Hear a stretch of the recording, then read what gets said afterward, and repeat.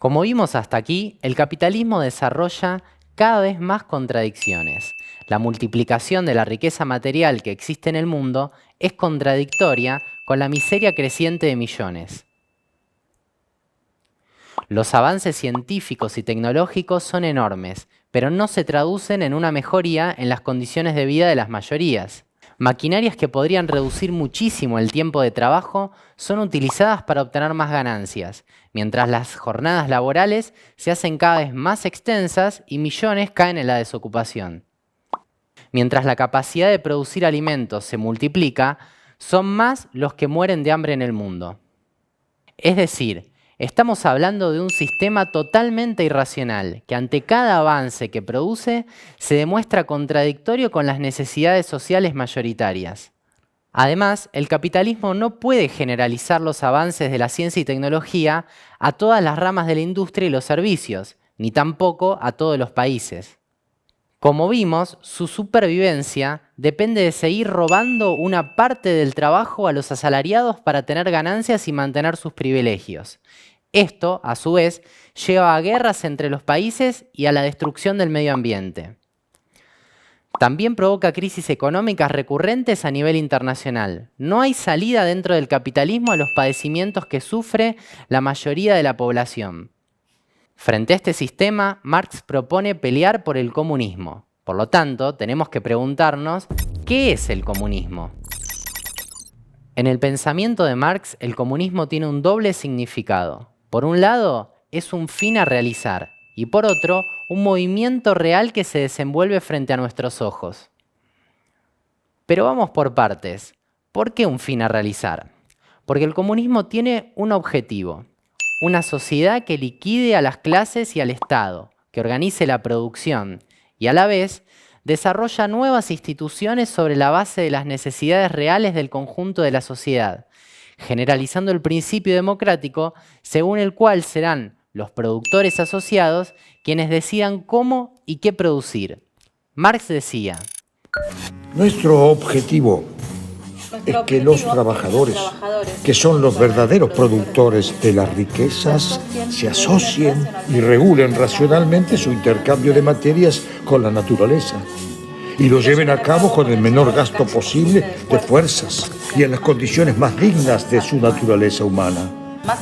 Más aún, nos proponemos que la sociedad pueda satisfacer las necesidades de todos y así abrir el camino para el despliegue de todas las fuerzas humanas y conquistar su libertad.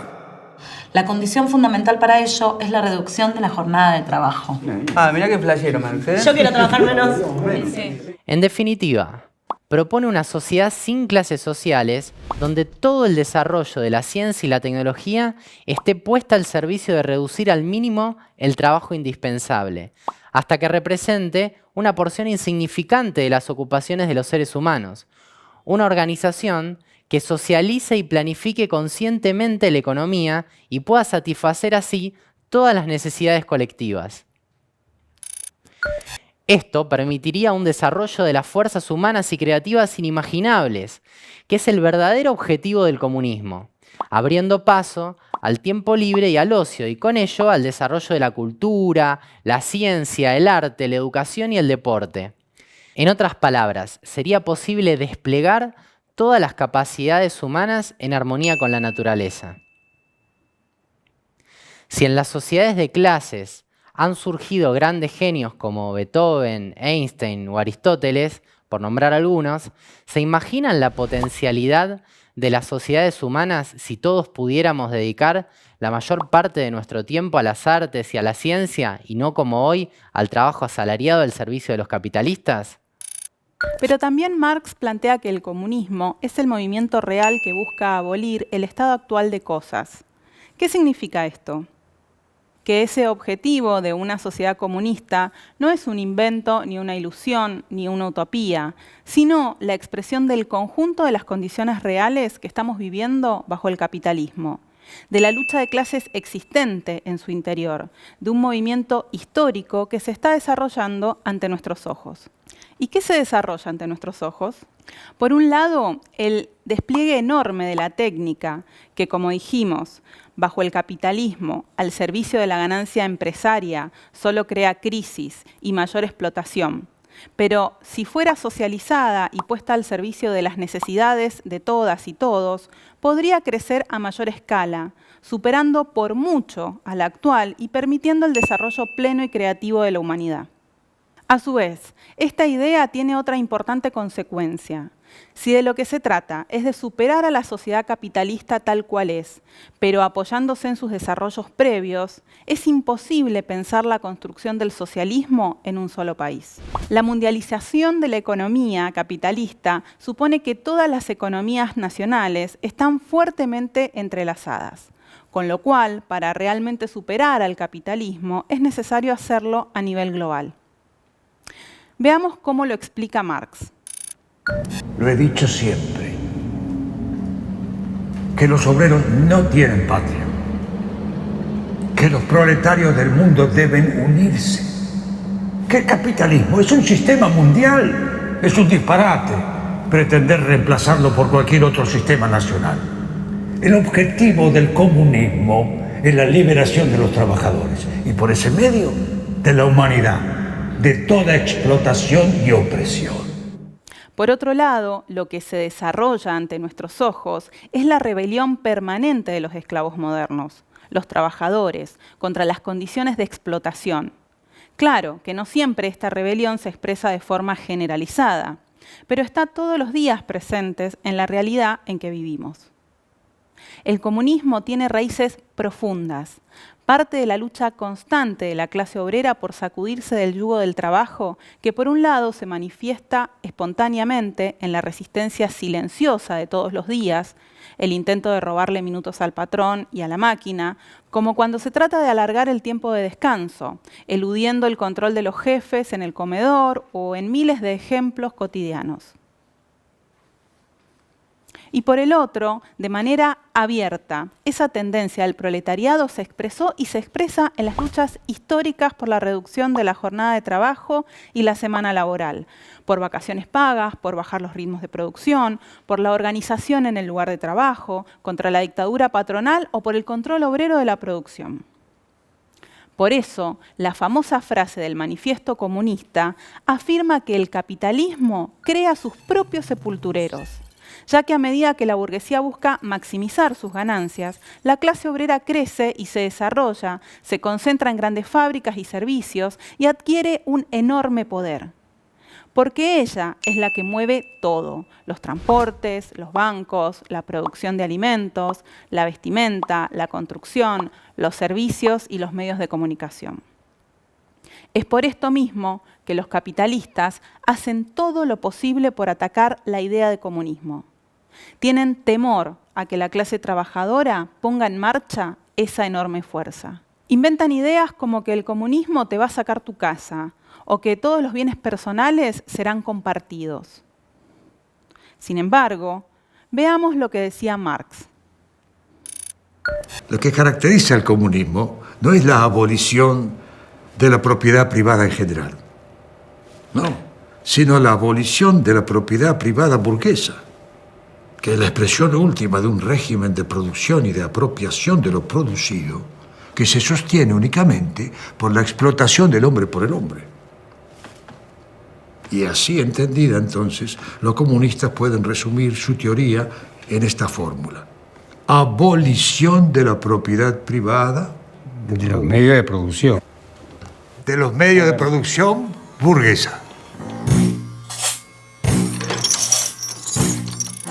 En otros casos, se asoció al comunismo con regímenes totalitarios, como el de Stalin en Rusia tras la muerte de Lenin. Nada más alejado del comunismo que habían pensado Marx o Engels, inclusive el propio Lenin. De hecho, fue Trotsky que en la misma línea había criticado la creciente burocratización de la URSS y a la idea que sostuvo Stalin del socialismo en un solo país. Esto tuvo como correspondencia una política que impidió el triunfo de los procesos revolucionarios que se habían abierto en Europa, como Francia, Alemania y también España. Si el comunismo es internacional y apuesta a una sociedad sin clases, sin Estado, el stalinismo llevó a la Revolución de Octubre a un lugar totalmente contrario. El objetivo del comunismo no puede desarrollarse en un solo país.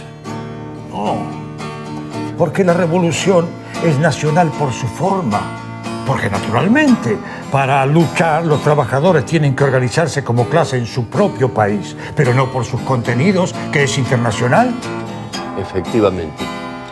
La revolución socialista comienza en el terreno nacional, se desarrolla en la internacional y llega a su término y remate en el mundial. Entonces coincidimos también en que la necesidad de la revolución mundial es fundamental para lograr nuestro objetivo, el comunismo. Absolutamente. Todo lo contrario de la burocracia surgida en Rusia, que pretendía que el socialismo se podía construir en un solo país y, malversándola, transformó la dictadura del proletariado en una dictadura sobre los trabajadores, que nada tenía que envidiarle a las dictaduras capitalistas. Engels y yo lo dijimos claramente.